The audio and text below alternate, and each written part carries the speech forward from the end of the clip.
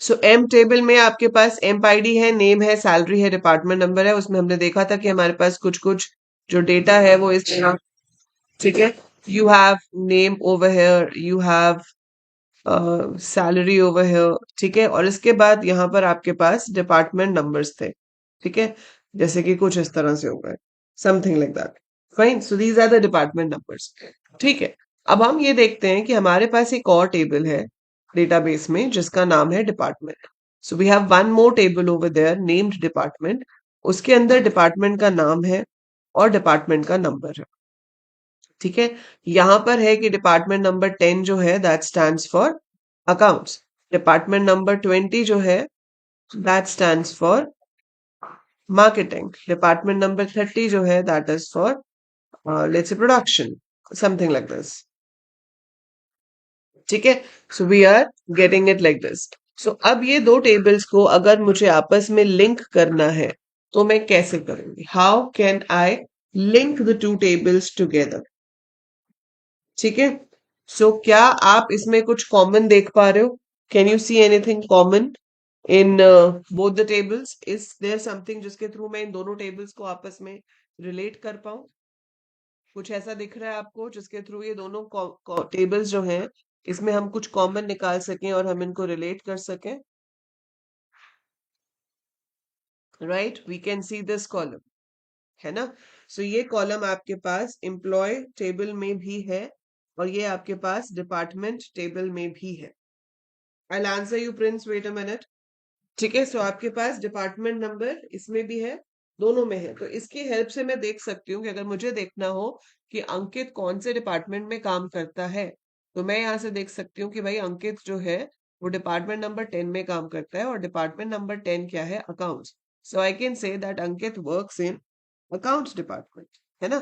सो यहाँ पर जो एम्प टेबल है उसमें एक एम्प्लॉय को आइडेंटिफाई करने के लिए हम एम्प आईडी का यूज कर रहे हैं, which is said to be the primary key of employee table, ठीक है। सो एम्प टेबल में एम्प आईडी यूज हो रहा है which is suppose to be the primary key of emp table. Similar way जो आपका डिपार्टमेंट टेबल है इसमें डिपार्टमेंट नंबर यूज हो रहा है which is suppose to be primary key of department table, क्योंकि हर एक डिपार्टमेंट का एक ही यूनिक नंबर होगा, रिपीटेड नहीं हो सकता और ब्लैंक भी नहीं हो सकता, ठीक है। अब यहाँ एम्प्लॉय टेबल में ये जो यूज हो रहा है to establish a link with the another table, इस जगह पर हम इसको क्या कहते हैं? फॉरेन की, ठीक है। सो फॉरेन की वो कॉलम होता है जिसकी हेल्प से हम किसी दूसरे टेबल के साथ लिंक एस्टैब्लिश कर सकते हैं। सो it is a column in the table which can be used to establish link with another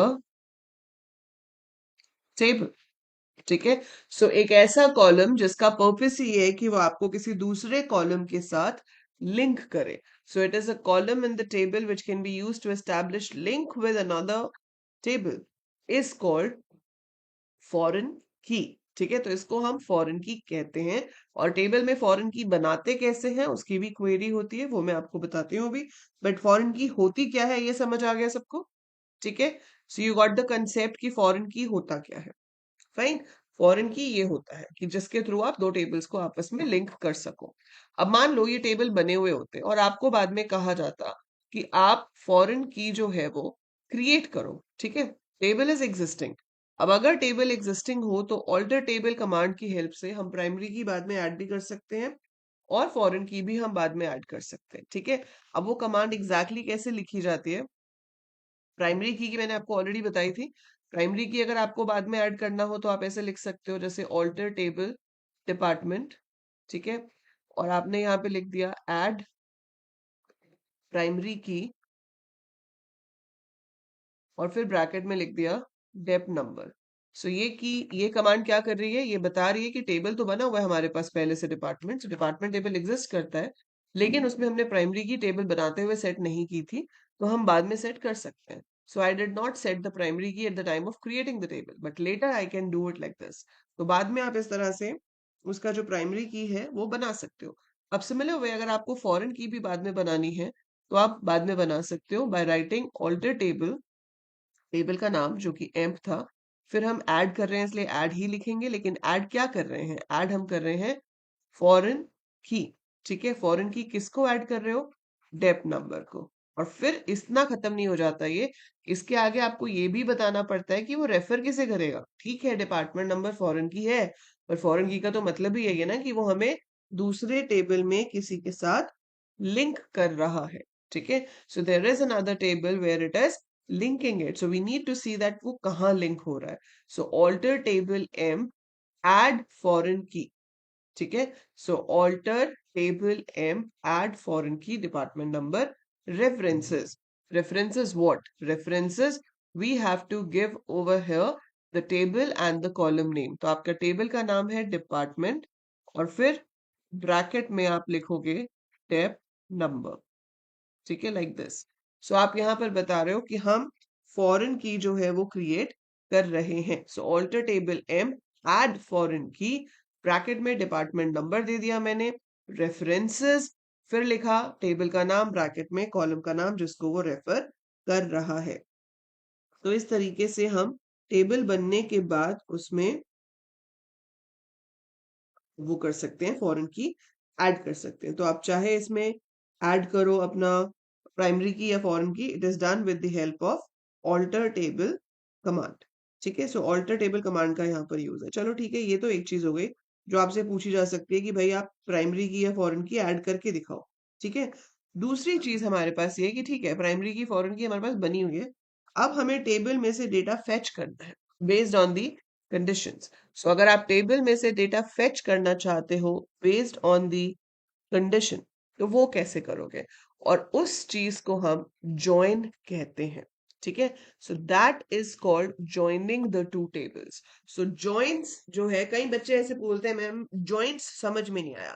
तो पहली चीज तो मैं ये बता देती हूँ कि जॉइंट नहीं होता, जॉइंट तो हमारे घुटने और जो भी हमारी बॉडी में जहाँ पे बोन्स जॉइंट होती हैं वो जॉइन होते हैं। जॉइंट्स नहीं है, it's not, there is no T, it is join, JOIN, join. ठीक है, सो हम जो यहाँ पे पढ़ रहे हैं वो क्या है, जॉइन। जॉइन मतलब लिंक करना, joining the two tables, linking the two tables. आप दो टेबल्स को लिंक करके डेटा कैसे फेच करोगे उसे जॉइन कहते हैं। ठीक है, बहुत सारी तरह के जॉइन होते हैं हमारे पास। एक तो बहुत ही इजी जॉइन है जिसे नेचुरल जॉइन कहते हैं, उसको लिखना इतना आसान है। उसको आप ऐसे लिख सकते हो, देखो आप लिखोगे सिलेक्ट ई नेम, मतलब एम्प्लॉय का नाम आपको देखना है, सैलरी देखनी है, और मैं कहती हूँ कि दूसरे टेबल से आपको डिपार्टमेंट का नाम देखना है। ठीक है, तो अब आप इसमें क्या लिखोगे, फ्रॉम एम नेचुरल जॉइन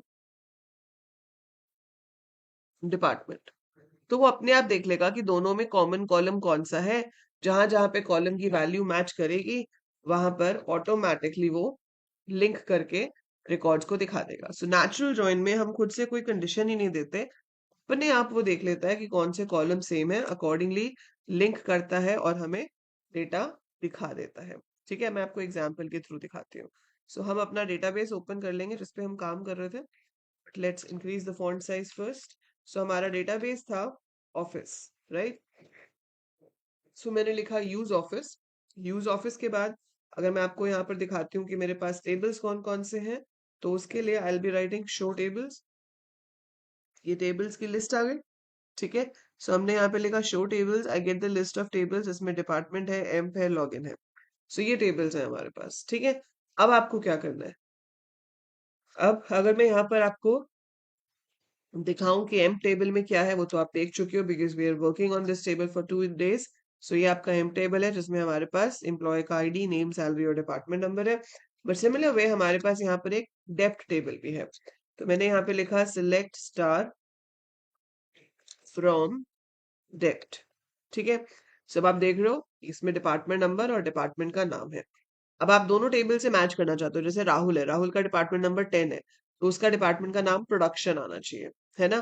फिर करण है, करण का 20 है तो करण का सेल्स आना चाहिए। ठीक है, तो मैंने यहाँ पर क्वेरी लिखी सिलेक्ट नेम कॉमा, क्या देखना है मुझे साथ में, सैलरी देखनी है लेट्स से, और डिपार्टमेंट का नाम भी रखते हैं। जितने भी कॉलम्स होंगे you have to write them separated by commas. ठीक है, अब आपने यहाँ पे क्या लिखा, from M natural join dept. ठीक है, तो देख रहे हो कितना अच्छा रिजल्ट बन के आ गया हमारे पास।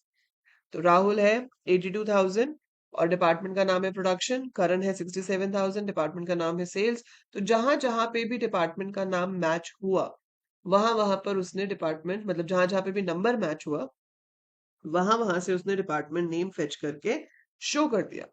तो ये तो अपने आप ही हो गया, हमें कुछ करना ही नहीं पड़ा, है ना। तो पहले ये सिलेबस में नहीं होता था, पहले इक्वी ज्वाइन होता था आज से 2-3 साल पहले। ठीक है, तो आप ये क्वेरी नहीं लिख सकते थे पेपर में, बट अब it's in their your syllabus, तो आप इतना सा आंसर लिख सकते हो ज्वाइन के लिए, and it is perfectly fine, आपको पूरे मार्क्स मिलेंगे। पर जब ये नहीं होता था, आपको यहाँ दूसरा वाला तरीका भी पता होना चाहिए। ठीक है, अगर वो आपको आउटपुट में दे दिया तो आप कैसे करोगे। फाइन।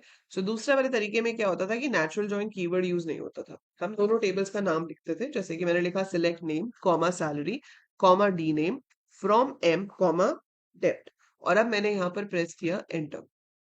अब देख रहे हो क्या हुआ, I got 36 rows displayed over है, मेरे पास यहाँ 36 रोज डिस्प्ले हो रही है। क्यों हो रही है, क्योंकि 9 तो मेरे पास एम्प्लॉय टेबल के अंदर रिकॉर्ड है, और 4 रिकॉर्ड्स है मेरे पास डेप्थ टेबल के अंदर। So 9 records I have in the first table, 4 records I have in the second table, and 9 multiplied by 4 is 36. ठीक है, तो ये बेसिकली क्या क्रिएट करता है, ये क्रिएट करता है कार्टेशियन प्रोडक्ट। अगर आपने कभी भी मैथ्स में सेट्स पढ़ा है इन जूनियर क्लासेस, और कभी भी सेट्स पढ़ा है, तो आपने एक कंसेप्ट पढ़ा होगा जिसे कहते हैं कार्टेशियन प्रोडक्ट ऑफ सेट्स। उसका मतलब होता है each element of first set is linked with each element of second set. जैसे कि यहाँ पर देखो राहुल है, now Rahul is linked with strategy, accounting, sales, production. फिर सिमिलर वे करण जो है वो भी चारों के साथ लिंक्ड है, Karan is linked with strategy accounting sales production. Then Charu है, Charu is linked with strategy accounting sales production. Similar way Rohit, similar way Bhanu, मतलब सारे के सारे, तो जितने भी आपके पास एम्प्लॉयज हैं, हर कोई 4-4 रिकॉर्ड्स के साथ कनेक्ट हो रहा है। ठीक है, इसे क्या कहते हैं, कार्टेशियन प्रोडक्ट। ठीक है, तो ये आप याद रखेंगे, आपको पेपर में क्वेश्चन पूछ सकते हैं कि बताओ what is the cardinality of cartesian product, मतलब the number of rows fetched in cartesian product. ठीक है, सो ये कार्टेशियन प्रोडक्ट है, इसमें इंपॉर्टेंट हो जाता है cardinality of cartesian product, that means the number of rose in a Cartesian product. So number of रोज कितनी होती है इसके अंदर, जितनी पहले टेबल में रोज है, table 1, number of rows in table 1 multiplied by number of rows in table 2. So number of rows in table 1 multiplied by number of rows in table 2. So जैसे इस एग्जाम्पल में हमारे पास एम्प्लॉय में 9 थी, डिपार्टमेंट में 4 थी। सो जब हमने दोनों का कार्टेशियन प्रोडक्ट किया तो हमारे पास 36 रिकॉर्ड्स आ गए। मैंने यहाँ पर सिलेक्टेडली 3 कॉलम्स का नाम लिखा था, इसलिए वो सिर्फ 3 कॉलम्स ही दिखा रहा है। अगर आपने यहाँ पर 3 कॉलम का नाम ना लिखा होता, सिलेक्ट स्टार लिखा होता, तो वो कितने कॉलम्स दिखाता, that will be the degree of the Cartesian product. So degree is number of columns, और वो ऐड होते हैं। सो number of columns in table 1 plus number of columns table 2. So table 1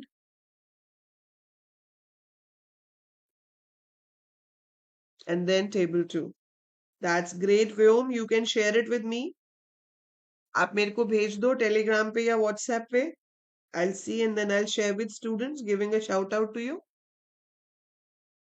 ठीक है? So we have cardinality, number of rows multiplied by number of rows of second table, और जो degree है उसमें ऐड होता है। ठीक है, so number of columns in first table plus number of columns in second table. So ये question आ सकता है कि ऐसे ऐसे दो टेबल्स हैं, आप बताओ उनकी कार्टेशियन प्रोडक्ट में कितनी रोज होंगी और कितने कॉलम्स होंगे। So you have to remember the formula. ठीक है, सो ये तो हो गया, ठीक है, बट अदरवाइज ये क्वेश्चन आ सकता है, इसलिए इंपॉर्टेंट है। पर देखा जाए तो कार्टेशियन प्रोडक्ट का कोई फायदा तो है नहीं मुझे, है ना। I am not getting any benefit out of it. ठीक है। तो मुझे यहाँ पर इस कार्टेशियन प्रोडक्ट का कोई फायदा नहीं हो रहा है। फायदा तो तब होगा ना जब मेरे पास डेटा जो है वो मैचिंग आएगा। अगर मैं बिना मैच के कुछ भी दिखा रही हूँ तो उसका कोई यूज नहीं है। ठीक है। So I need to give a condition over here. अब ये जो क्वेरी आपकी आपने लिखी, ठीक है, ये क्या है?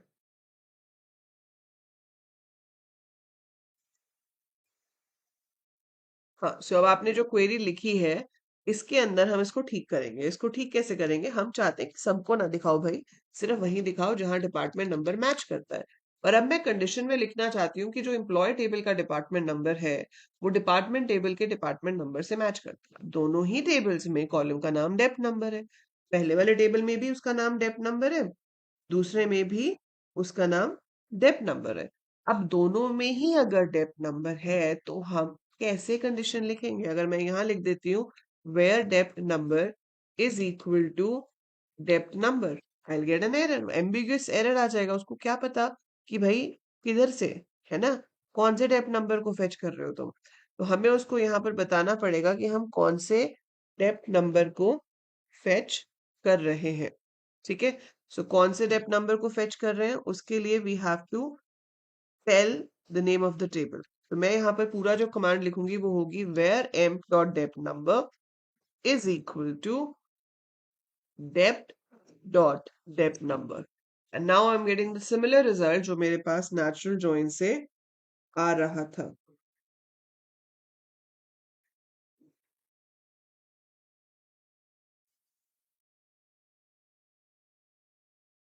ठीक है। That's great Vyom, yeah I remember your in webs and all the best for the exams. अब सेमेस्टर 1 के एग्जाम्स भी आ रहे हैं आपके। ठीक है, सबको समझ में आया ये? So this is how we write the condition to join, और इस तरह के जॉइन को हम इक्वी जॉइन कहते हैं। ठीक है। So this is called equi join. जो हमने दूसरा किया था दैट वाज नेचुरल जॉइन। तो आप दोनों में से देखो, चाहे मैं ये कमांड लिखूं चाहे मैं ऊपर वाली कमांड लिखूं, रिजल्ट मेरे पास सेम ही आएगा। सो हमारे पास डिफरेंट टाइप ऑफ जॉइंस हैं and those different type of joins are, many of them are there, पर ये जो मेजर आपके सिलेबस में है वो एक तो है नेचुरल जॉइन, ठीक है, ये वाला। और ये जो हमने ऊपर किया था that is your equi join. Equi join का मतलब क्या होता है? When two tables are linked with the help of a condition of equality. So when two tables are linked using condition of equality, that is called equijoin। और natural join क्या होता है? natural join links two tables on the basis of common column present in both the tables, basically the foreign key। ठीक है। So in short we can say कि foreign की और primary की के बेसिस पे वो इसको लिंक करता है। ठीक है। सो ये आपके पास डेफिनेशन हो गई दोनों की। अगर हम कंडीशन से ही ज्वाइन कर रहे हैं लेकिन वो कंडीशन इक्वल टू की जगह कुछ और है, लाइक ग्रेटर देन है, लेस देन है, कुछ भी ऐसा है, तो we call it a non equi join. ठीक है। फिर ऐसे ही हमारे पास आउटर जॉइंस भी होते हैं, पर ये सब आपसे नहीं पूछा जाता, बट मैं आपको फिर भी रेफरेंस के लिए बता रही हूँ कि नॉर्मली देखो जॉइंस वहां पे होता है जहां पे मैच हो रहा है ना। अब 9 रोज हैं तो जहां पे मैच हो रहा है वो उसको दिखा रहा है, पर अगर कोई ऐसा रिकॉर्ड होता जो मैच नहीं हो रहा होता, ठीक है, if I have any record which does not match, तो वो उसको दिखाएगा ही नहीं। ठीक है, that record will not be displayed only, वो रिकॉर्ड दिखता ही नहीं है। तो इनर जॉइन का मतलब होता है कि जो रिकॉर्ड्स मैच होते हैं सिर्फ वही दिखाए जाते हैं, जिनका अगर कोई नॉन मैचिंग है, मतलब उसके साथ कोई मैचिंग रिकॉर्ड ही नहीं है, तो वो बिल्कुल भी डिस्प्ले नहीं होगा। फॉर एग्जाम्पल, अगर मैं यहाँ पर ले लेती हूँ सिलेक्ट स्टार फ्रॉम एम, ठीक है, अब इसमें 10 20 30 है। अब जो डेप्थ वाला टेबल था, अगर आप यहाँ पर लेते हो सिलेक्ट स्टार फ्रॉम डेप्थ, तो इसमें 40 वाला भी है ना, 40 स्ट्रैटेजी डिपार्टमेंट है, लेकिन जो रिजल्ट हम ज्वाइन का देख रहे हैं उसमें क्या कहीं पे भी स्ट्रैटेजी शो हो रहा है? नहीं हो रहा ना, उसमें कहीं पे भी स्ट्रैटेजी शो नहीं हो रहा है। ठीक है, so we are not getting strategy shown anywhere. ठीक है, वो आपका कहीं पे भी शो नहीं हो रहा है। क्यों? क्योंकि वो किसी भी रिकॉर्ड से मैच ही नहीं होता। सिमिलर वे, अगर कोई ऐसा डिपार्टमेंट नंबर होता, ठीक है, जिसमें 50 होता, 50 तो कोई डिपार्टमेंट ही नहीं है, तो वो भी शो नहीं होता। पर अगर आपने फॉरेन की कंस्ट्रेंट दिया हुआ है तो वो एक रिस्ट्रिक्शन ही बन जाती है, उसे हम कहते हैं रेफरेंशियल इंटीग्रिटी। ठीक है, तो एक थ्योरेटिकल क्वेश्चन यहाँ बनता है इंटीग्रिटी कंस्ट्रेंट्स जिसे कहते हैं। सो आपसे पूछा जा सकता है व्हाट आर इंटीग्रिटी कंस्ट्रेंट्स। तो हमारे पास दो इंटीग्रिटी कंस्ट्रेंट्स हैं। ठीक है, एक है आपका प्राइमरी की और एक है आपका फॉरेन की।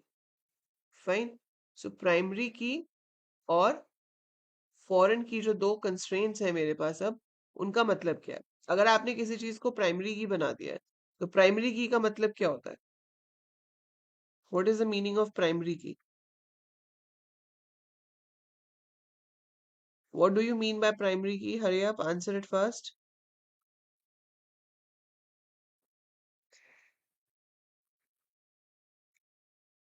What is the meaning of primary key? Internal marks बेटा कॉलेज से पता करो, वही बताएंगे आपको कब आएंगे आपके। What do you understand by primary key? Primary key आपको देता है एंटिटी इंटीग्रिटी और फॉरेन की आपको देता है रेफरेंशियल इंटीग्रिटी। ठीक है, अब दोनों का मतलब क्या है? सो एंटिटी इंटीग्रिटी इज, जो प्राइमरी की है, यूनिक एंड नॉट नल, मतलब एक ऐसा फील्ड होना चाहिए जो आपके टेबल में एक रो को यूनिकली आइडेंटिफाई करे, है ना। So there must be one column जिसकी वैल्यू ना तो डुप्लीकेट हो सकती है और ना ही ब्लैंक हो सकती है। So that is said to be entity integrity. और रेफरेंशियल इंटीग्रिटी होती है जब हम फॉरेन की बना देते हैं। उसका मतलब ये है कि आपका डिपार्टमेंट टेबल जो है, अगर उसमें ही 4 डिपार्टमेंट है, 10 20 30 40, तो मैं ये कर ही नहीं सकती कि मैं एम्प्लॉय टेबल में डिपार्टमेंट नंबर 50 इंसर्ट करा दूं, क्योंकि डिपार्टमेंट नंबर 50 तो एग्जिस्ट ही नहीं करता है ना। तो जो चीज एग्जिस्ट ही नहीं करती उसमें एम्प्लॉय कैसे काम करेगा? सो आपके पास अगर 4 डिपार्टमेंट्स हैं, 10 20 30 40, और आपने एम्प्लॉय टेबल के अंदर डिपार्टमेंट नंबर को फॉरेन की बनाया हुआ है, तो पॉसिबल ही नहीं है कि उसमें 50 इंसर्ट हो जाए। ठीक है, सो ये टर्म्स याद रखेंगे, entity integrity and referential integrity. ठीक है, so entity integrity and referential integrity are use for this.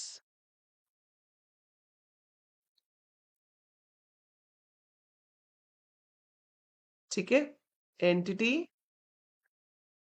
integrity which is maintained with the help of primary key, and we have referential integrity which is maintained with the help of foreign key. ठीक है, सो आपको जब भी दो tables पे काम करना होगा, जब भी दो टेबल्स में से डेटा फेच करना होगा, तो वो हमेशा जॉइंस की हेल्प से ही होगा। ठीक है, अब वो जॉइन आप दो तरीके से लिख सकते हो, नेचुरल जॉइन से भी या फिर इक्वी जॉइन से भी। ठीक है, और उसके साथ अगर कोई और कंडीशन लगानी होगी तो हम वो भी लगा सकते हैं। जैसे कि मैं आपको कहती हूँ कि मुझे आप सिर्फ उन्हीं एम्प्लॉयज की डिटेल्स दिखाओ दोनों डिपार्टमेंट्स में से जिनकी सैलरी 80,000 से ज्यादा है। ठीक है, तो आपको अगर यहाँ पर लगानी है तो सिंपल है, इसमें तो वेयर अभी तक लगा ही नहीं है, तो हम नेचुरल जॉइन डिपार्टमेंट के पीछे लगा देंगे वेयर सैलरी ग्रेटर देन 80,000। तो ये सिर्फ उनको दिखाएगा जिनकी सैलरी 80,000 से ज्यादा है। ठीक है, या 90,000 ज्यादा करोगे तो 90,000 से ज्यादा वाले आ जाएंगे, नहीं लेकिन इसमें अच्छा 8,000 लिख दिया मैंने। हाँ, अब वो आ रहे हैं 80,000 वाले। ये था नेचुरल जॉइन से। और अगर इक्वी जॉइन से आप यही चीज कर रहे होते तो आपने एक कंडीशन तो ऑलरेडी वेयर में दे दी है, तो ज्वाइन करने की तो हमने कंडीशन दी है ना, दूसरी कंडीशन जो आप दोगे वो फिर अब एंड लगा कर आएगी, and salary greater than 80,000, so we will get this। ठीक है, so that is how we get the result। so आप ऐसे कंडीशन लगा सकते। एक आपसे थ्योरेटिकल क्वेश्चन पूछा जा सकता है, differentiate between your natural join and equi join. एक तो कंडीशन बता दिया कि इक्वी जॉइन में कंडीशन लगती है, नेचुरल जॉइन में कंडीशन नहीं लगती, ठीक है। दूसरा एक डिफरेंस है आपके पास कि नेचुरल जॉइन में कॉलम का नाम भी सेम होना जरूरी होता है, it's not required in case of your equi join. और दूसरी आप अगर एक डिफरेंस देखोगे, अब आप खुद देख के बताना मुझे आपको कुछ फर्क नजर आता है या नहीं। अब मैं कॉलम्स के नाम नहीं लिख रही हूँ, मैं लिख रही हूँ स्टार। मैंने क्या लिखा, select star from M natural join dept, ठीक है। ध्यान से देखना इसका रिजल्ट, ये इसका रिजल्ट आ गया, ठीक है। अब ऐसे ही मैं फिर से लिख रही हूँ यही क्वेरी इक्वी जॉइन से, जिसमें मैं कॉलम्स के नाम हटा रही हूँ और इसकी जगह पर मैं स्टार दे दूंगी। So I am giving a star, ठीक है जी। I am getting result both ways. So आपके पास ऐसे भी रिजल्ट आ रहा है, ऐसे भी रिजल्ट आ रहा है। क्या आप दोनों में कुछ फर्क देख पा रहे हो? Can you see any difference in the two? दोनों के रिजल्ट में कुछ फर्क नजर आया आपको? 9 रोज इधर है, 9 रोज इधर है, ठीक है। इसके अलावा कोई फर्क है? I am waiting for your answers, hurry up. Look at the results carefully and tell me कि दोनों क्वेरीज के आंसर में क्या कोई फर्क है?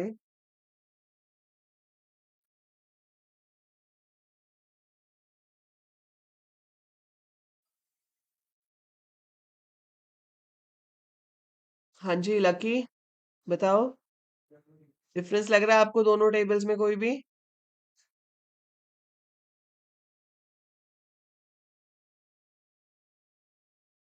Very good Aditi, very good. Aditi has answered it correct.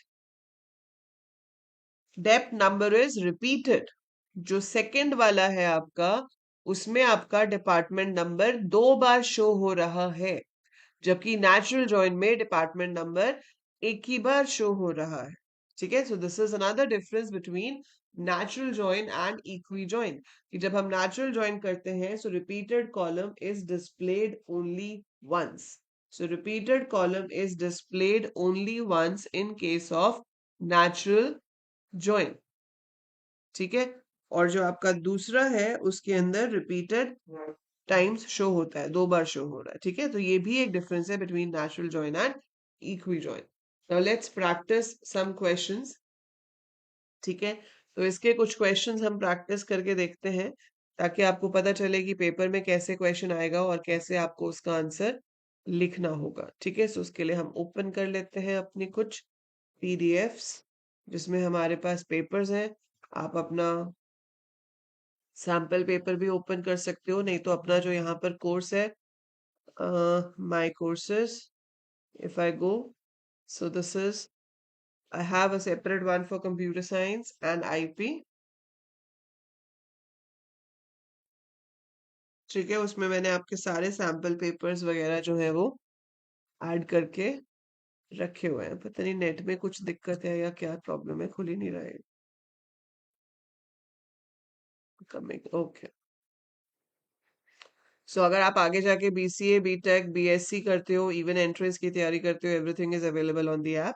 So I open the computer science one, ऐसे IP का भी सेम है, ठीक है। तो हम जब कंटेंट में जाएंगे, ये आपको आज तक मतलब जितनी भी लाइव क्लासेस हुई हैं उसकी रिकॉर्डिंग्स यहाँ मिल जाएंगी, ठीक है। We have projects and practical file in the free study material section also, ठीक है। सारे टॉपिक्स के रिकॉर्डेड लेक्चर्स हैं, नोट्स हैं, ये सब तो यहाँ पर है ही, बट हम यहाँ पे पेपर्स उठाते हैं। चलो, सीबीएसई सैम्पल पेपर्स तो आपके पास हैं, these are CBSE previous year papers. Let's pick up any paper out of this. So ये वाला पिक करते हैं, चलो पहले। So we have this question paper 2022 का है, ठीक है। इसमें देखते हैं कि एसक्यूएल का हमें क्या क्वेश्चन आया है, बट या fine, so let's go for it.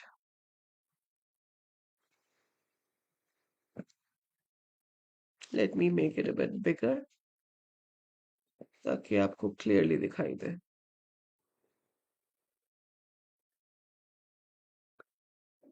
देखो, थर्ड क्वेश्चन देख पा रहे हो? That is, differentiate between the terms attribute and domain in the context of relational data model, ठीक है, तो आपको डिफरेंस बताना है attribute and domain. So attribute क्या होता है? देखो कई बच्चे क्या करते हैं, इसका जो आंसर है ना वो सिर्फ एक लाइन में लिख के आ जाते हैं। पेपर प्रेजेंटेशन बहुत इंपॉर्टेंट है। I will be giving you specific lectures on paper presentation. More over मैं आपको एक पेपर खुद से सॉल्व करके भी दिखाऊंगी कि पेपर प्रेजेंटेशन कैसी होनी चाहिए। और ऑलरेडी भी वीडियोस हैं because I show it every year. ठीक है, सो differentiate between the term attributes. कई बच्चे क्या करते हैं, इसका आंसर ऐसे लिख देते हैं कि एट्रीब्यूट क्या होता है, column of a table is called attribute। ठीक है, फिर सेकेंड डेफिनेशन क्या लिख दी, डोमेन पॉसिबल या allowed set of values for a particular column in the table is called domain। ठीक है, ज्यादा ज्यादा आप क्या कर दोगे, आप एक एग्जाम्पल लिख सकते हो, example admission number name salary. ठीक है, और ऐसे आप एग्जाम्पल दे सकते हो डोमेन का, पर आपका 1 मिनट और लगेगा, स्केल अपना साथ लेके जाना। ठीक है, आपको टेबल सोचने की भी जरूरत नहीं है, ये नीचे टेबल बना हुआ है चाहे यही वाला बना दो, या अपना एक टेबल फिक्स रखो भाई। हमें स्टूडेंट टेबल, हम स्टूडेंट हैं, हमें स्टूडेंट टेबल ही पसंद है, तो हमने स्टूडेंट एडमिशन नंबर नेम और मार्क्स ले लिया। ठीक है, यहाँ पर एडमिशन नंबर लिख दिया 101। नाम में कभी भी किसी इंसान का नाम मत लिखना, जस्ट राइट XYZ। जब आप खुद से एग्जाम्पल देते हो, don't write name of people. ठीक है, it's not allowed in papers, वो आपको पता ही होगा। सो यहाँ पर आप कुछ भी लिख दो, XYZ ABC, और ये मार्क्स दे दो। 2 रोज दिखा दी बस आपने, तो आप यहाँ पे दिखा सकते हो कि for example this table has 3 columns, that means 3 attributes, admission number name and marks. ठीक है, where domain of marks is any number from 0 to 100, domain of name can be a set of alphabets, and domain of admission number is any 4 digit number। ठीक है, तो इस तरह से अगर आप अपना पेपर प्रेजेंट करोगे तो वो आंसर भी अच्छा दिखता है और एग्जामिनर और ज्यादा इंप्रेस होते हैं। इससे फर्क क्या पड़ता है, जैसे कहीं में बहुत छोटी छोटी कोई गलती होती है जिसके लिए आधा नंबर भी नहीं काटा जा सकता, अब वो सोच में आ जाएगा बंदा जो चेक कर रहा है कि मैं इग्नोर करूं या मार्क्स काट दूं।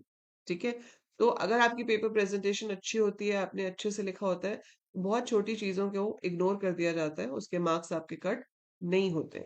अनलेस CBSE की मार्क्स जो आंसर स्कीम होती है, जो मार्किंग स्कीम होती है, उसमें स्पेसिफिकली लिखा हो कि इसका हाफ मार्क कटेगा ऐसा करने से। अगर ऐसा नहीं है तो वो आपके मार्क्स कट नहीं करते। ठीक है, सो वैसे भी पेपर प्रेजेंटेशन हमेशा अच्छी होनी चाहिए, और हर पेपर में अच्छी होनी चाहिए, नॉट ओनली अबाउट CS और IP, any paper you do, so it should be presentable. ठीक है, नेक्स्ट हमारे पास है आपका क्वेश्चन नंबर 4। ये भी SQL का ही क्वेश्चन है। तो CS में SQL की वेटेज रहती है 20 मार्क्स, और IP में रहती है 25। ठीक है, तो IP में SQL के ज्यादा क्वेश्चंस होते हैं, CS में कम होते हैं, थोड़े कम होते हैं। ठीक है, now consider the following SQL table member in SQL database club. अब assume that the required library for establishing the connection, ये तो पाइथन CS वालों का है, दिस इज फॉर कनेक्टिविटी। तो कनेक्टिविटी आपको अभी नहीं करना है, इसको भी हम छोड़ते हैं, आगे चलते हैं। ठीक है, अब आ गया write the output of SQL queries A to D based on the table vaccination data given below. So हमारे पास ये टेबल गिवन है, आपके पास क्वेरीज है जिसका आउटपुट आपको बताना है। सो 2 नंबर का क्वेश्चन है, 4 क्वेरीज गिवन है। देखो पहला क्वेश्चन क्या है, select name comma age from vaccination data where dose 2 is not null and age is greater than 40। I hope the question is visible to every one of you। तो बताइए, what is the output of the first question? तो जो दिखेगा उसमें आएगा क्या, name और as. तो जब भी आप ये आउटपुट्स लिखेंगे तो आप क्लियरली ऐसे लिखेंगे, जो जो वहां पे दिखाना है। क्या दिखाना है, नेम और एज दिखाना है। ठीक है, वैक्सीनेशन डेटा से। अब आप मुझे फटाफट से लिख के दिखाओ कि कौन कौन सा डेटा जो है वो यहाँ पर शो होने वाला है। कल CS का प्री बोर्ड अच्छा गया only because of you, that's great Lucky. Do share your paper in the group. हाँ जी, इसका आंसर बताइए क्या प्रिंट होगा। Dose 2 is not null, dose 2 ये है, नॉट नल सिर्फ इन 3 में है, ये तो दोनों नल है, तो इनको तो क्रॉस कर दो। Age greater than 40, so this is 27 नहीं है।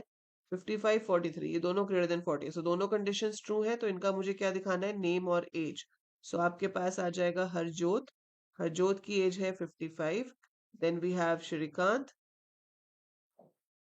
श्रीकांत की एज है 43। ठीक है, so this will be answer of your first output, second and third row. Very good Aditi and Vaishnavi. ठीक है जी। सेकंड है select city comma count star from vaccination data group by city. तो इसमें हम क्या शो करेंगे, city and then count star. क्या शो होगा, कितनी सिटीज है हमारे पास अलग अलग।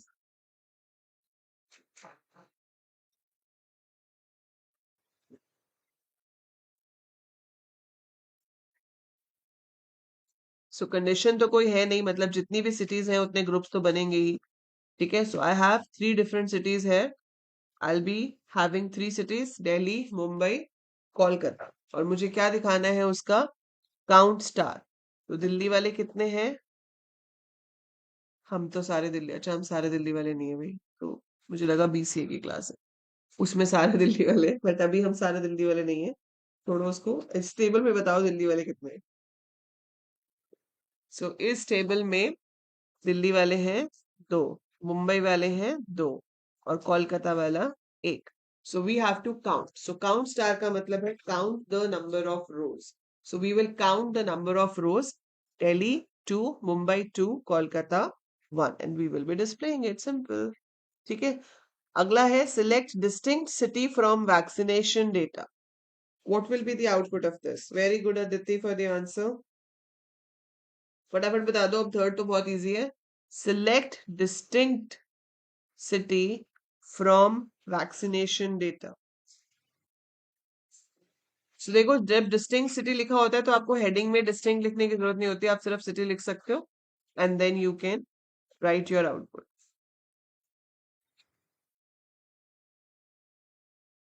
We can write like this. ठीक है, सो यूनिक वैल्यूज मतलब एक एक बार ही प्रिंट करेंगे, रिपीट नहीं करते हम। डी है सिलेक्ट मैक्स डोज 1 कॉमा मिन डोज 2 फ्रॉम वैक्सीनेशन डेटा। तो आपको डोज 1 में से दिखानी है मैक्स, और मिनिमम दिखानी है डोज 2 की। मैंने आपको कल बताया था ऑर्डर बाय के टाइम पे कि डेट्स किस ऑर्डर में सॉर्ट होती हैं। ठीक है, सो डेट्स किस ऑर्डर में सॉर्ट होती हैं, मैक्स डोज 1। तो डोज 1 में से हाईएस्ट डेट कौन सी होगी, जो डेट जितनी रीसेंट होती है वो हाईएस्ट होती है। ठीक है, सो जितनी रीसेंट होती है उतनी हाईएस्ट होती है, तो 2022 वाली डेट आपकी रीसेंट होगी, क्योंकि ये तो 21 21 21 की है। तो हमें यहाँ ईयर के बाद मंथ देखने की जरूरत ही नहीं पड़ी, क्योंकि सिर्फ एक ही डेट है जिसका ईयर सबसे ज्यादा है। अगर आपके पास ईयर वाले ज्यादा होते, ठीक है, अगर आपके पास ईयर वाली ज्यादा होती तो फिर आप मंथ भी उनका चेक करते, फिर जिसका मंथ बड़ा होता उनका डे चेक करते। ठीक है, बट यहाँ पर तो 2022 वाली ही आपकी ग्रेटर है, तो वो आ जाएगी। ठीक है,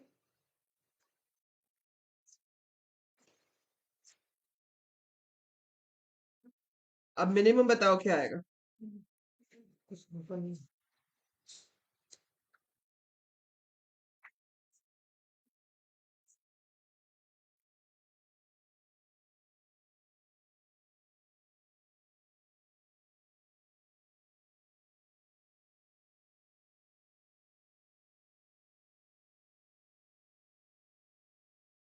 What will be the answer of the second part?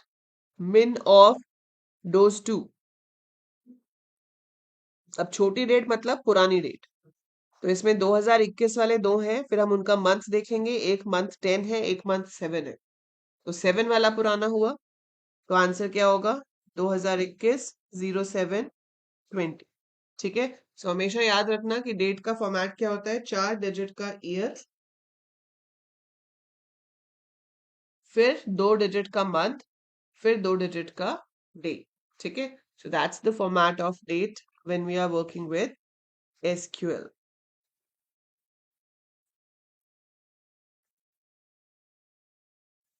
I hope it's clear, आगे चलते हैं। अब आपके पास यहाँ पर 2 टेबल्स हैं, एक डॉक्टर और एक पेशेंट। ठीक है, डॉक्टर टेबल के अंदर डॉक्टर का नंबर है, डॉक्टर का नाम है और फीस है। Then I have patient table जिसके अंदर पेशेंट का नंबर है, नेम है, एडमिशन डेट है और डॉक्टर का नंबर है। तो दैट मीन्स अब आपके पास दो टेबल्स हो गए।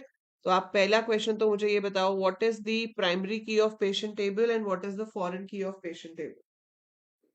ये जो पेशेंट टेबल आप देख रहे हो इसमें प्राइमरी की क्या है और फॉरेन की क्या है।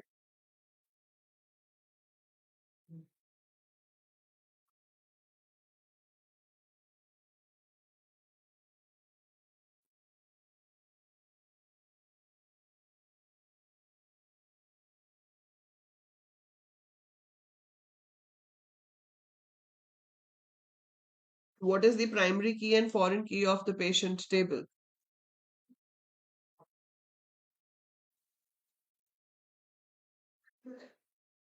यहाँ पे भी आपको क्वेरीज दी हुई हैं दो और आपको इनके आउटपुट बताने हैं। सो पहली क्वेरी है select D name comma P name from doctor natural joint patient. So D name comma P name from doctor natural joint patient. Very good Vaishnavi. P number is the primary key, D number is the foreign key. ठीक है। सो अब आपको दोनों को link करना है किसके basis पे, डी नंबर के, क्योंकि वही कॉमन है। तो पहला पेशेंट है नूर जिसका डॉक्टर है D1। सो नूर का डॉक्टर है अमिताभ, तो हम शो करेंगे अमिताभ नूर। ठीक है। सो अमिताभ एंड नूर हमने शो कर दिया। फिर आपके पास आ जाएगा सेकंड, सेकंड है एनी, एनी का है D2। सो एनी के साथ आ जाएगा अनिकेत। ठीक है। फिर आपके पास प्रकाश है, वो नल है, नल तो किसी के साथ मैच नहीं होगा इसलिए कुछ भी नहीं आएगा। और हरमीत के साथ फिर से D1, दैट मींस अमिताभ। तो तीन रिकॉर्ड्स शो होंगे।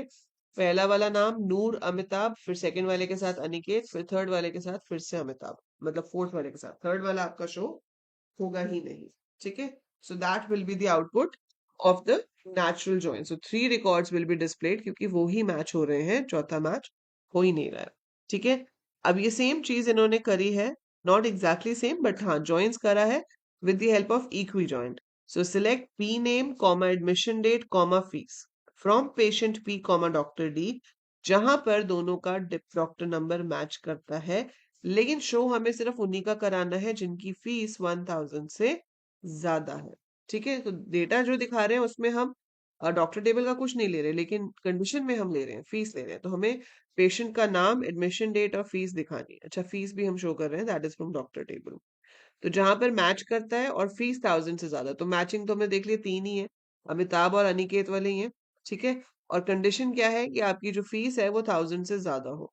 तो मतलब जो अमिताभ के साथ दो रिकॉर्ड्स हैं, एक नूर का रिकॉर्ड शो हो जाएगा और एक हरमीत का रिकॉर्ड शो हो जाएगा। ठीक है। So we will get the record of Noor and Harmeet. ठीक है। क्योंकि उनकी जो फीस है वो, उनका डॉक्टर सेम है अमिताभ, और अमिताभ की फीस 1000 से ज्यादा है। ठीक है। अनिकेत की 1000 है, तो 1000 वाले को हम शो नहीं करेंगे क्योंकि ग्रेटर देन 1000 लिखा है। अगर ग्रेटर देन इक्वल टू 1000 लिखा होता तो आप उसको भी शो करते, but it is greater than 1000, तो सिर्फ ग्रेटर देन वाला ही हमें दिखाना है। ठीक है। ये क्लियर है? किसी को इसमें डाउट तो नहीं है जॉइन वाले में? सो इस तरह से आपको आउटपुट फाइंड करने के लिए भी कह सकते हैं। ठीक है। So you can get for output finding और you can get the query to write. So in either ways आपको जो है वो क्वेश्चन आ सकता है। ठीक है। अब जैसे ये तो बहुत ही सिंपल है, इसमें आपको क्या कहा गया है, डिफरेंशिएट बिटवीन कैंडिडेट की एंड प्राइमरी की। ठीक है। इसमें भी एग्जाम्पल देके एक्सप्लेन करोगे। वैसे if I would be there तो rather than choosing the theory question I choose the second one, अगर चॉइस है तो। इसमें प्लेयर टेबल दिया हुआ है और आपको बोला है कि identify and right the name of the most appropriate column from the given table player that can be used as primary key. So obviously it has to be the P number because that's unique and it's not null. Then define the term degree in relational data model. What is the degree of the given table? So what is the degree of the given table player? What is the degree of the given player table? अच्छा हाँ, very good question प्रकृति। Very nice you observe that. प्रकृति ने बड़ा अच्छा सवाल पूछा है और बड़ी अच्छी ऑब्जर्वेशन है प्रकृति की। अब ये जो क्वेरी आप देख रहे हो यहाँ पर, इसमें क्या लिखा है?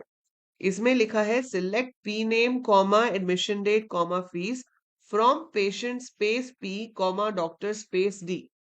where d dot d number is equal to p dot d number. Now what is this? आप कहोगे मैम आपने तो ऐसे कराया था कि ऐसे क्वेरी लिखो, select p name comma admission date जो भी और हमें चाहिए फ्रॉम पेशेंट कॉमा डॉक्टर। ठीक है, अगर मैं ऐसे लिखती तो मुझे यहां पर लिखना पड़ता patient dot doctor number is equal to doctor dot doctor number and fee, जो भी मुझे कंडीशन देनी थी वो इसके बाद देती। तो मुझे टेबल का नाम लिखना पड़ता है टू टेल। ये तो मैंने आपको बताया था है ना कि emp dot dept number is equal to dept dot dept number हमने लिखा था। सो आपको जब कॉलम को रेफर करना है तो आपको बताना पड़ेगा कि आप कौन से टेबल में से रेफर कर रहे हो। So you have to write like this, patient dot D number is equal to doctor dot D number. है ना, ये तो सबको क्लियर है। अब यहां पर इन्होंने इस क्वेरी में क्या किया है, इसके अलाइसेस दे दिए। जैसे मैंने आपको कल कॉलम के अलाइसेस बताए थे जो एज दे के हम लिखते हैं कि हेडिंग जो है उसको हम एक और नाम दे देते हैं जस्ट फॉर दैट क्वेरी। वो बिना एज कीवर्ड के भी हो सकता है, नहीं तो हम यहाँ चाहते हैं तो patient as P doctor as D भी लिख सकते हैं। तो वो एज लिखना ऑप्शनल है। तो यहाँ पर बेसिकली क्या हो रहा है, वी आर गिविंग अलाइसेस मतलब nickname to the table name for this particular query. So from patient space P, comma doctor space D. इसका मतलब है कि आगे आने वाली क्वेरी में मैं पेशेंट की जगह सिर्फ P लिख पाऊंगी, डॉक्टर की जगह सिर्फ D लिख पाऊंगी। इसलिए जब हम वेयर लिख रहे हैं तो मुझे वहां पर डॉक्टर डॉट डी नंबर की जगह D डॉट डी नंबर से काम चल रहा है, पेशेंट डॉट पी नंबर की जगह sorry patient dot D number की जगह P डॉट डी नंबर से काम चल रहा है। सो आप पूरे टेबल को एक छोटा नाम दे देते हो, अलायस दे देते हो, ताकि आपको वो पूरा नाम ना लिखना पड़े और आपका शॉर्ट में काम चल जाए। So this is how we can write a query. ठीक है, is this clear? I hope this is clear to every one of you.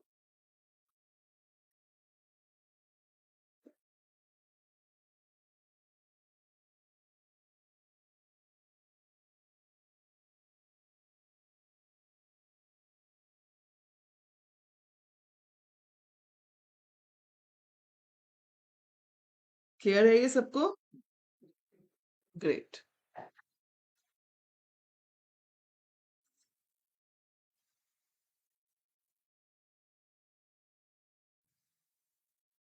ठीक है, ये तो आपका पाइथन वाला आ गया, एसक्यूएल वाई था। सो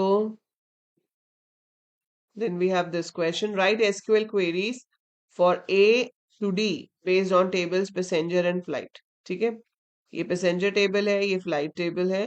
क्वेश्चन है write a query to change the fare to 6000 of the flight whose F number is. चलो ये टेबल आपको दिख ही रहा है स्क्रीन पे, फ्लाइट। फर्स्ट वाले का आंसर लिखो फटाफट से।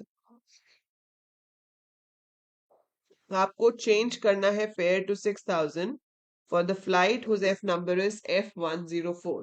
What will be the query? नहीं, we will not write P and D in the output Vaishnavi. वो कंडीशन में यूज हुआ है ना पी एंड डी, वो आउटपुट में नहीं लिखेंगे। आउटपुट में तो आप सिलेक्ट के साथ जो कॉलम्स के नाम लिख रहे हो सिर्फ वही लोगे। So this will not be in the output.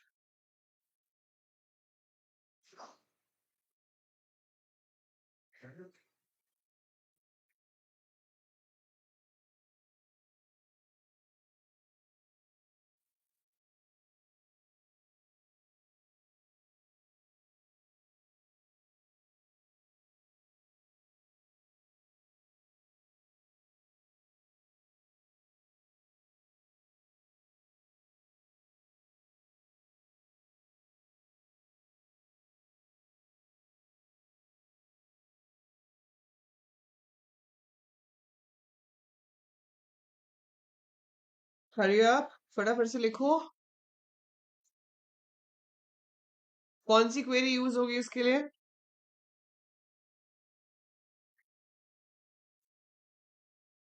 चलो ये होमवर्क में दे दूं, इसका साइज थोड़ा छोटा कर देती हूँ। आप लोग इसको आराम से देखो, पहले वाला लिख दो, बाकी के 3 आपका होमवर्क है। तो आप कमेंट्स में इसका आंसर ऐड कर दोगे वीडियो के। ठीक है, so you should add the answer in the comments. आप स्क्रीनशॉट ले लो, ये आपके पास 4 क्वेश्चंस है। ठीक है जी, this is flight table with the 4 questions. Take a screenshot and this is your passenger table. Take a screenshot. ठीक है, ये तो ये चारों क्वेरीज का आंसर मुझे कमेंट्स में चाहिए. देखते हैं कौन डेडिकेटेड है टुवर्ड्स अ परफेक्ट 100. ठीक है, जो डेडिकेटेड है वो आंसर करेगा, जो नहीं है उसको फिर पता ही है वो क्या कर रहा है. नहीं, प्रकृति इट्स रॉन्ग. प्रकृति लिख रही है alter table. Can we use alter table for this?